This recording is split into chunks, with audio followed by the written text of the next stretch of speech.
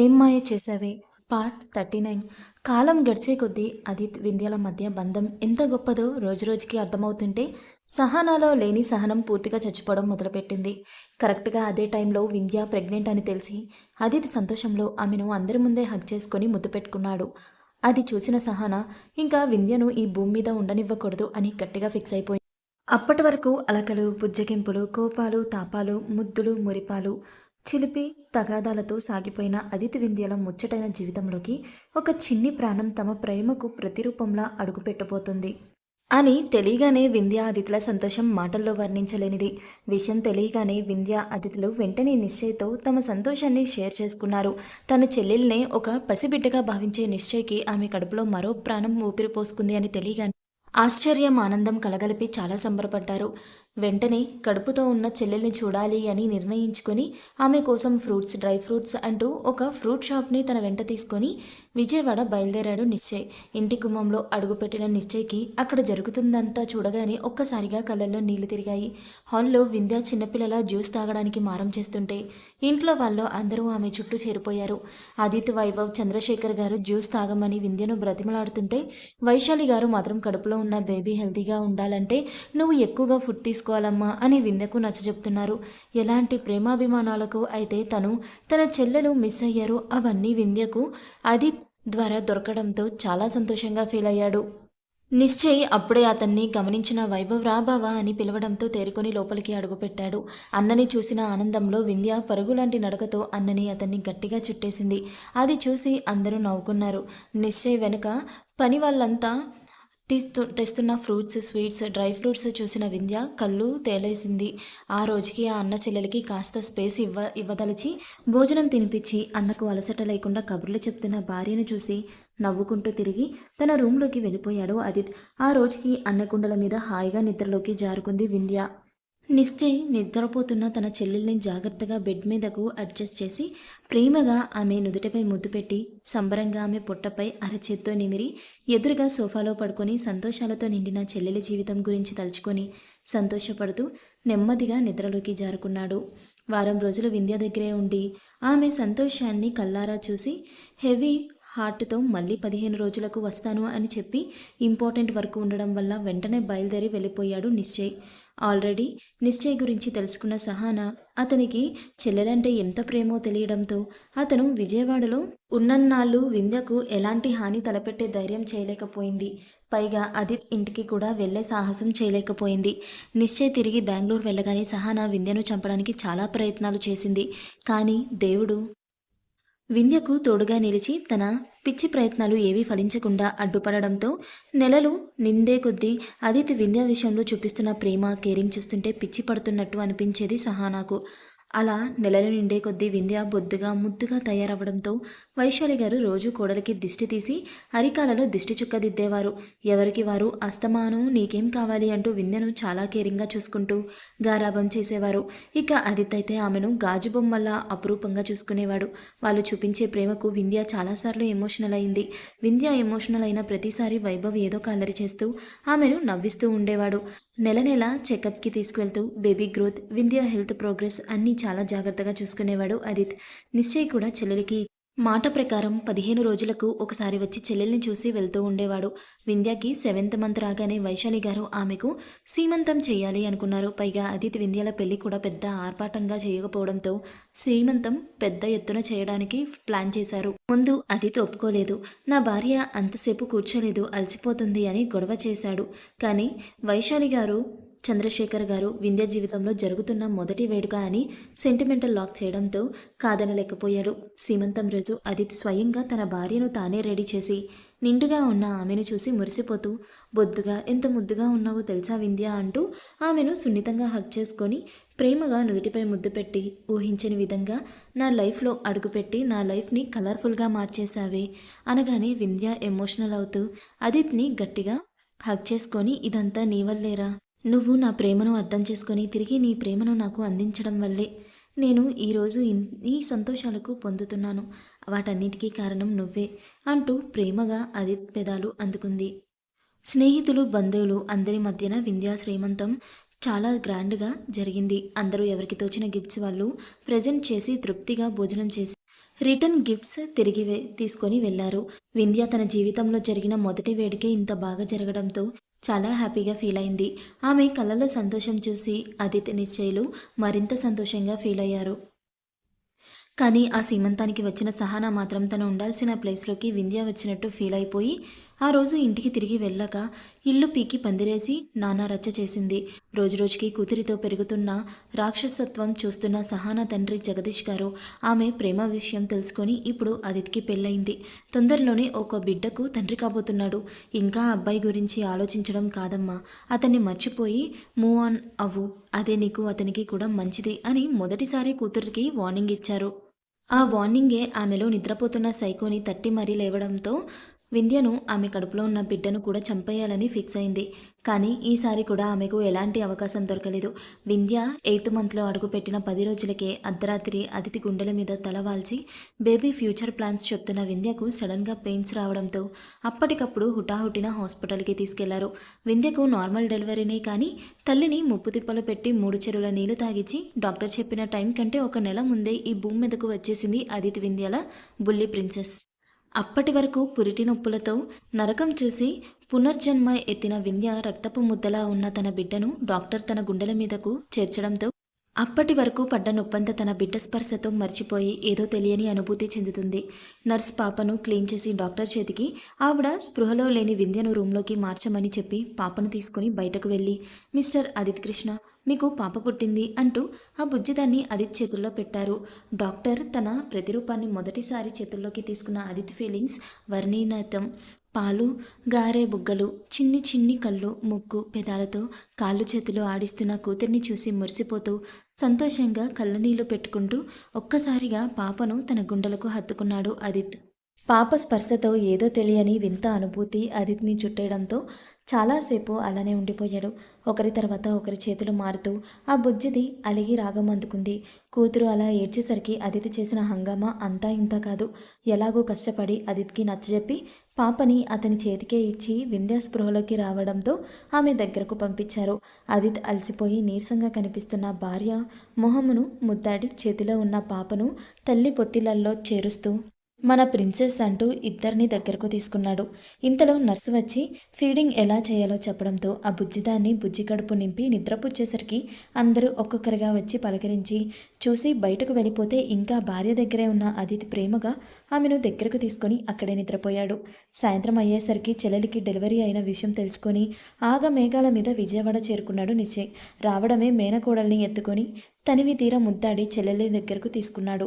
అన్న భాగోద్వేగం అర్థమైన వింధ్య అతని వెన్ను నిమురుతూ, నువ్వు కూడా పెళ్లి చేసుకోవచ్చు కదన్నయ్య, ఇంకా ఎన్నాళ్ళు ఇలా ఒంటరిగా ఉంటావు అని అడిగేసరికి ఒక క్షణం స్తబ్దుగా మారిపోయాడు నిశ్చయ్. కానీ వెంటనే తేరుకొని కోడలితో ఆడుకుంటూ పక్కకి వెళ్ళిపోయాడు.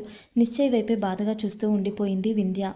వింధ్యకు పాప పుట్టిందని తెలుసుకున్న సహానా మరింత పిచ్చిదానిలా ప్రవర్తించడం మొదలుపెట్టింది. ఆమె ఇండియా వెళ్ళి చేస్తున్న పిచ్చి పనులు తెలుసుకున్న మైకేల్ ఆమెను అలా ఒంటరిగా వదిలేయలేక ఆమె కోసమే ఇండియా వచ్చాడు. అదిత్ కోసం ఆమె అనుభవిస్తున్న బాధ చూసి తట్టుకోలేక వింధ్యను చంపడానికి టైం కోసం ఎదురు చూస్తూ ఉన్నాడు. నార్మల్ డెలివరీ కావడంతో 2 రోజులకే వింధ్యను డిశ్చార్జ్ చేశారు. పూల బాటలో ఆ బుల్లి యువరానికి గ్రాండ్ వెల్కమ్ పలికారు ఇంట్లో వాళ్ళంతా. కూతురు తమ జీవితంలో అడుగుపెట్టిన క్షణం నుండి ఆదిత్ పాప మెలకువగా ఉన్నంతసేపు పాపతో టైం స్పెండ్ చేస్తూ ఉన్నాడు. పాప కూడా ఎక్కువ మేనమామ బాబాయ్ తండ్రి దగ్గరే ఉంటూ జశ్వంత్ ఎత్తుకున్నప్పుడు మాత్రం ఇంటి టాప్ లేచిపోయేలా రాగం అందుకునేది. దానికి జశ్వంత్ చాలా ఫీల్ అయ్యేవాడు. కానీ జశ్వంత్కి కూడా పాప బాగా అలవాటైపోయింది. అందరూ ఎవరికి వారు ఆ బుజ్జిదాన్ని చాలా అపురూపంగా చూసుకునేవారు. 21 రోజులకు పాపకు గ్రాండ్గా బారసాల నామకరణ మహోత్సవం వైభవంగా ఏర్పాటు చేశారు పెద్దవాళ్ళు. అందరూ కలిసి పాపకు ఆదిత్ వింధ్యల పేర్లు కలిసేలా అన్వి అని నామకరణం చేసి నిశ్చయ్ చేత ఉయ్యాలలో వేయించారు. వేడుకంతా కూడా చాలా బాగా జరగడంతో చాలా హ్యాపీగా ఫీల్ అయింది వింధ్య. ఆదిత్ అనంతమైన ప్రేమను ఆస్వాదిస్తూ కూతురి ఆలనా పాలన చూసుకుంటూ తనని కూతురులా చూసుకుంటున్న అత్తామామల ప్రేమాభిమానాలకు మురిసిపోతూ వదినను తల్లిలా భావిస్తూ తనతో తమ్ముడిలా కలిసిపోయిన వైభవ్ మంచితనాన్ని మురిసిపోతూ చాలా హ్యాపీ లైఫ్ లీడ్ చేస్తుంది. నైట్ అయితే చాలు తనకి ఊపిరాడకుండా అల్లరి చేసే ఆదిత్ ఇప్పుడు నైట్ అంతా కూతుర్ని తనే చూసుకుంటూ చాలా బిజీ అయిపోయాడు. కూతురు కాస్త ఏడ్చినా తట్టుకోలేనంత ప్రేమను ఆ బుజ్జిదానిపై పెంచేసుకున్నాడు ఆదిత్. ఏ తండ్రైనా కూతురి విషయంలో అలానే ఉంటాడు కదా. అలా 3 నెలలు ఇట్టే గడిచిపోయాయి. అదిత్ ఈ 3 నెలలు వింధ్యల జీవితంలో సంతోషాలకు కొదవలేదు. అదిత్ అటు ప్రొఫెషనల్గాను ఇటు పర్సనల్గాను ఎనలేని సంతోషాలను పోగు చేసుకున్నాడు. తన బిజినెస్ అతి తక్కువ సమయంలోనే తను అనుకున్న హైట్స్ రీచ్ కావడంతో కూతురి రాకతో రెట్టింపు సంతోషాలను తమ జీవితంలోకి ఆహ్వానించిన ఆ బుజ్జితాన్ని నిజంగానే ప్రిన్సెస్లా అపురూపంగా చూసుకుంటూ ఉన్నారు. కరెక్ట్గా అదే టైంలో క్లయింట్స్ని మీట్ అవ్వడానికి అదితి జశ్వంతులు ఇద్దరూ చెన్నై వెళ్లే పని పడింది. 2 రోజులు అక్కడే ఉండాల్సి వస్తుంది అని తెలియడంతో ఎందుకో చాలా బెంగగా అనిపించింది అదితికి. అదితి వింధ్యల పెళ్లి జరిగాక ఇప్పటి వరకు ఒక్కరోజు కూడా ఆ ఇద్దరు ఒకరిని విడిచి ఒకరు ఉండనే లేదు. ఇక అన్వి పుట్టిన దగ్గర నుండే అయితే చెప్పాల్సిన పనే లేదు. ఇది ఇలా ఉండగా రేపు జర్నీ అనగా ముందు రోజు నైట్ తండ్రి భుజం మీదున్న అన్వి బాగా ఏడవడం మొదలుపెట్టింది. ఆకలికి ఏడుస్తుందేమో అనుకుని పాలు పట్టిస్తే కక్కేసింది. జ్వరమేమో అని భయపడి చూస్తే మామూలుగానే ఉంది. కానీ ఎంతసేపు ఏడుపు ఆపకపోవడంతో వింధ్య కంటే ఆదిత్య ఎక్కువ కంగారు పడిపోయాడు. కాసేపటికి ఆ బుజ్జి అన్వి ఏడ్చి ఏడ్చి కందిపోవడంతో కూతుర్ని భుజాల మీద వేసుకుని ఊరుకోపెట్టే ప్రయత్నం చేస్తున్న ఆదిత్ కళ్ళల్లో కూడా నీళ్లు తిరిగాయి. అప్పుడప్పుడు పిల్లలు అలా ఏడుస్తారు అని వైశాలి గారు ఆవిడ అనుభవం కొద్దీ ఆవిడకు తెలిసిన చిట్కాలు చేయడంతో ఆగాడు. కానీ అన్వి ఎంతసేపటికి ఏడుపు ఆపకపోవడంతో చిన్న కార్తీ అని అరవగానే అన్నమాటే వేదంగా భావించే వైభవ్ తొందరగా వెళ్ళి కార్ స్టార్ట్ చేయగానే వాళ్ళతో పాటు కనీసం వింధ్యను కూడా తీసుకెళ్లకుండా వెంటనే చిల్డ్రన్ స్పెషలిస్ట్ దగ్గరకు వెళ్లారు. డాక్టర్ ఆ బుజ్జిదాన్ని చెక్ చేసి ప్రాబ్లం ఏం లేదు మిస్టర్ ఆదిత్, పాపకు కొంచెం కడుపులో నొప్పి వస్తుంది, అందుకే అంతగా ఏడుస్తుంది అని చెప్పి ఒక ఇంజెక్షన్ చేసి ఒక సిరప్ రాసిచ్చారు. అప్పటి వరకు నొప్పికి తట్టుకోలేక విలవిలలాడిపోయిన ఆ బుజ్జిది డాక్టర్ ఇంజెక్షన్ చేయడంతో కాసేపటికే హాయిగా తండ్రి గుండెల్లోని నిద్రపోయింది. కారులో ఆదిత్ ఇంజెక్షన్ మత్తు వల్ల తన గుండెల మీద నిద్రపోతున్న కూతుర్ని బెంగగా చూస్తూ డ్రైవ్ చేస్తున్న తమ్ముడితో చిన్న బేబీ జాగ్రత్తరా అని జీరపోయిన గొంతులో చెప్పేసరికి వైభవ్ చిన్న చిరునవ్వుతో అన్నయ్య నువ్వేం టెన్షన్ పడకు, మన బంగారు తల్లి నా బాధ్యత, నేనుండగా తనకేం కానివ్వను, నువ్వేం టెన్షన్ పడకు, నేనున్నాను కదా అని అన్నకి భరోసా ఇచ్చాడు. ఆదిత్యకి తమ్ముడు మాటలు కాస్త భరోసా ఇవ్వడంతో రిలాక్స్ ఫీల్ అవుతూ అప్పటికే కారు ఇంటి ముందు ఆగడంతో ఇంటి బయట వెయిట్ చేస్తున్న తన తల్లిదండ్రులు కానీ భార్యను కానీ ఏమాత్రం పట్టించుకోకుండా డైరెక్ట్గా తన రూమ్లోకి వెళ్ళిపోయాడు ఆదిత్. ఇంతలో కార్ పార్క్ చేసి వచ్చిన వైభవ్ డాక్టర్ చెప్పిన విషయం చెప్పడంతో వాళ్ళు కూడా రిలాక్స్గా ఊపిరి పీల్చుకున్నారు. ఆ నైట్ అంతా వింధ్య ఎంత చెప్పినా ఆదిత్ వినకుండా ఉయ్యాలలో నిద్రపోతున్న కూతురిని చూసుకుంటూ మధ్య మధ్యలో లేచి తన వైపు చూస్తున్న భార్యను చూసుకుంటూ గడిపేశాడు. తెల్లవారుతుండగా లేచి ఫ్రెష్ అయి కూర్చున్నాడు. కాసేపటికే నిద్ర లేచిన వింధ్య ఇంకా కూతురి దగ్గరే ఉన్న ఆదిత్ని చూసి తల కొట్టుకుంటూ వెళ్ళి ఫ్రెష్ అయి వచ్చి ఆదిత్ వద్దు అని మారం చేస్తుంటే బ్రతిమలాడి మరీ టిఫిన్ తినిపించింది. కాసేపటికి ఎయిర్పోర్ట్కి చేరుకున్న జశ్వంత్ కాల్ చేసి ఇంకా బయలుదేరలేదని ఆదిత్కి 4 చివాట్లు పెట్టడంతో కష్టంగానే రెడీ అయ్యి కూతుర్ని ముద్దాడి తన ప్రవర్తనను వింతగా చూస్తున్న వింధ్యను గట్టిగా హక్ చేసుకొని ఒక్కసారిగా ఆమె పెదాలు అందుకున్నాడు. ఆ ముద్దులో అతను తన బాధ అంతా తెలియజేసేసరికి వింధ్య అతని వెన్ను నిమురుతూ నెమ్మదిగా అతనికి దూరం జరిగి అతని మొహాన్ని అంత దోసిల్లోకి తీసుకొని ప్రేమగా అతని నుదుటిపై ముద్దు పెట్టి ప్లీజ్ ఆది, ఇది నువ్వు కన్నా డ్రీమ్స్ని ముందుకు తీసుకెళ్లే ప్రాజెక్ట్, దానికోసం నువ్వు వెళ్ళక తప్పదు అనగానే మిమ్మల్ని వదిలి వెళ్ళాలంటే ఏదో బెంగగా ఉందిరా, నాకు వెళ్ళాలని లేదు అని చిన్నపిల్లాళ్ళ ఏడుస్తూ వింధ్యను గట్టిగా చుట్టేశాడు ఆదిత్. ఎప్పుడూ లేనిది ఆదిత్ కళ్ళల్లో కన్నీళ్లతో పాటు భయం కూడా కనిపిస్తుంటే వింధ్యకు కూడా భయంగానే అనిపించింది. కానీ అవేమీ పైకి కనిపించకుండా ఆదిత్కి ధైర్యం చెప్పి కష్టంగా కిందకు తీసుకెళ్ళింది. మొత్తానికి చాలా కష్టంగా తమ్ముడితో కలిసి ఎయిర్పోర్ట్కి చేరుకొని చెక్ ఇన్ అయ్యే ముందు తమ్ముడికి 100 జాగ్రత్తలు చెప్పి అక్కడి నుంచి వెళ్ళాడు ఆదిత్. కరెక్ట్గా ఇలాంటి టైం కోసమే ఎదురు చూస్తున్న సహానా మైకిల్లో వెంటనే వాళ్ళ మనిషి చేత వింధ్యకి కాల్ చేయించి ఆదిత్ వైభవ్లో వెళ్తున్న కార్కి యాక్సిడెంట్ జరిగింది అని చెప్పారు. ఆ న్యూస్ విన్న వింధ్య ఉన్న చోటనే కుప్పకూలిపోయింది. చాలాసేపటికి కష్టంగా ధైర్యం కూడగట్టుకొని తిరిగి మళ్ళీ ఆ నెంబర్కి కాల్ చేసింది వింధ్య. కానీ నాట్ రీచబుల్ అని రావడంతో నిద్రలో ఉన్న కూతురిని ముద్దు పెట్టుకుని ఎందుకో మనసు పిండేస్తున్నట్టు అనిపిస్తుంటే కష్టంగా పాపను వైశాలి గారికి అప్పగించి ఫ్రెండ్ని కలిసి వస్తాను అత్తయ్య అని చెప్పి వెళ్ళింది. అసలు విషయం చెప్పి వాళ్ళని బాధ పెట్టడం ఇష్టం లేక అలా ఇంటి నుండి కారులో బయలుదేరింది వింధ్య. కాసేపటి క్రితం తనకి కాల్లో యాక్సిడెంట్ జరిగిన చెప్పిన అడ్రస్ చెప్పడంతో అక్కడికి బయలుదేరింది. మైకేల్ సహానాల ప్లాన్ ప్రకారం వింధ్య కార్ని లారీతో గుర్తించేశారు. పాపం వింధ్య ఆదిత్య వైభవ్ల గురించి టెన్షన్ పడుతూ సీట్ బెల్ట్ పెట్టుకోవడం ఆమె చేసిన పెద్ద పొరపాటు. ఆ యాక్సిడెంట్ కూడా ఎలా ప్లాన్ చేశారు అంటే లారీ బ్రేక్స్ ఫెయిల్ అయ్యి వింధ్య కార్ని గుద్దేసినట్టు ప్లాన్ చేశారు.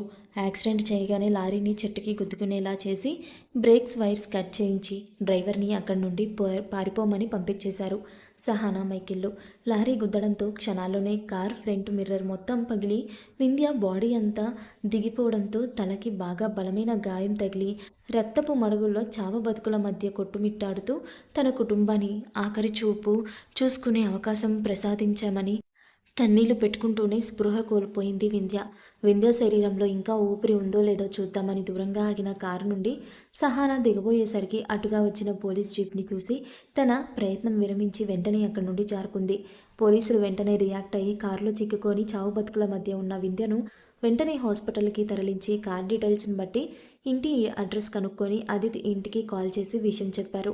ఆ న్యూస్ విన్న వైశాలి గారు తన చేతుల్లో నిద్రపోతున్న మనవరాలిని చూస్తూ గుండెలు పగిలేలా ఏడవడం మొదలుపెట్టారు. అప్పుడే అక్కడికి చేరుకున్న వైభవ్ వెంటనే జశ్వంత్కి కాల్ చేసి విషయం చెప్పాడు. అప్పటికే వాళ్ళు చెన్నై చేరుకోవడంతో అలాగే గుండెను మెలిపెడుతున్న బాధను కష్టంగా కంట్రోల్ చేసుకొని వైశాలి గారిని చంద్రశేఖర్ గారిని తీసుకుని హాస్పిటల్కి బయలుదేరుతూ నిశ్చయ్కి కూడా న్యూస్ పాస్ చేశాడు. వైభవ్ వాళ్ళు హాస్పిటల్కి చేరుకొని పోలీసులను కలిసి విషయం తెలుసుకుని కంగారుగా వింధ్యకి ట్రీట్మెంట్ జరుగుతున్న రూమ్ దగ్గరకు వెళ్లారు. వాళ్ళు అక్కడికి వెళ్ళి చాలాసేపు అయినా ఎవరూ ఏం సమాధానం చెప్పకపోవడంతో వైశాలి గారు చంద్రశేఖర్ గారు వైభవ్ల కంగారు భయం ఇంకాస్త రెట్టింపయింది. అటు నిశ్చయ్ ఇటు ఆదిత్ జశ్వంతులు ఆగమేఘాల మీద వాళ్ళున్న ప్లేసెస్ నుండి విజయవాడ చేరుకొని హాస్పిటల్కి స్టార్ట్ అయ్యారు. వింధ్యకు ట్రీట్మెంట్ జరుగుతున్న ఫ్లోర్కి ఎలా చేరుకున్నారో కూడా తెలియదు. ఆదిత్ నిశ్చయ్లు ఇద్దరూ మౌనంగా కన్నీళ్లు పెట్టుకుంటూ వింధ్యకు ట్రీట్మెంట్ జరుగుతున్న రూమ్ వైపే చూస్తూ ఉన్నారు. కాసేపటికి ఆ రూమ్ నుండి డాక్టర్ బయటకు రావడంతోనే అందరూ ఆయన్ని చుట్టుముట్టారు. కానీ ఆదిత్య నిశ్చయ్లు మాత్రం ఉన్న చోట నుండి కదలలేదు. సబ్దుగా అలానే ఉండిపోయారు. ఇంతలో వైభవ్ డాక్టర్ మా వదినకి ఇప్పుడు ఎలా ఉంది అని అడగగానే డాక్టర్ కొంచెం బాధగా ఐఎమ్ సారీ మిస్టర్, ఆవిడ బ్రతికే ఛాన్స్ లేదు. ఇంటర్నల్ ఇంజురీస్ కావడమే కాదు, సీట్ బెల్ట్ పెట్టుకోకపోవడం వల్ల బ్రెయిన్లోకి బాగా గాయమైంది. చాలా బ్లడ్ పోయింది. మహా అయితే ఇంకో అరగంట అని ఆయన మాట పూర్తి కాకముందే ఆదిత్ ఆవేశంగా డాక్టర్ కాలర్ పట్టుకొని నా వింధ్య గురించి అలా మాట్లాడితే చంపేస్తాను, నా వింధ్యకు ఏం కాదు, నా వింధ్యకు ఏం కాదు అని పిచ్చి పట్టిన వాళ్ళ అరుస్తుంటే జశ్వంత్ వైభవ్లు కష్టంగా ఆదిత్ని పక్కకి లాగి డాక్టర్కి సారీ చెప్పారు.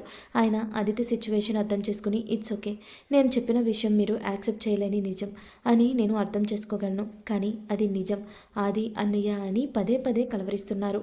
పేషెంట్ ముందు వెళ్ళి వాళ్ళని కలవమని చెప్పండి, ఆమెకు టైం లేదు అని చెప్పేసి ఆయన అక్కడ నుండి వెళ్ళిపోయారు. ఆయన అలా వెళ్ళంగానే వైభవ్ జశ్వంత్ ఇంకా షాక్లోనే ఉండిపోయిన ఆదిత్య నిశ్చయ్లను తీసుకొని వెళ్ళి ఆ రూమ్లో వదిలిపెట్టి వచ్చారు.